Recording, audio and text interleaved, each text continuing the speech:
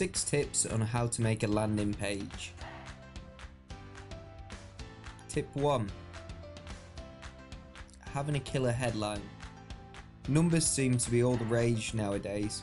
Even check out our title, 6 ways to make a landing page. Arouse curiosity. It did kill the cat after all.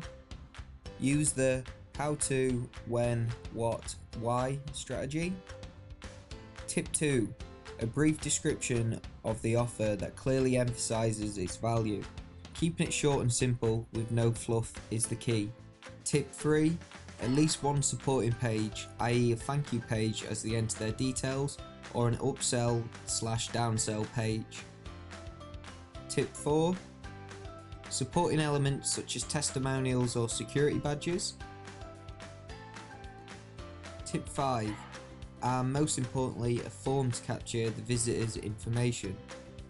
I know this is common sense, but there's not a lot of common sense out there. Tip 6. Original ad corresponding to the call to action. Tip 7, the bonus tip, create more landing pages to generate more leads.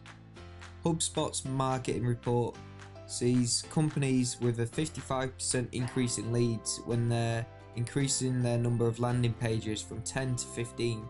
The takeaway is simple.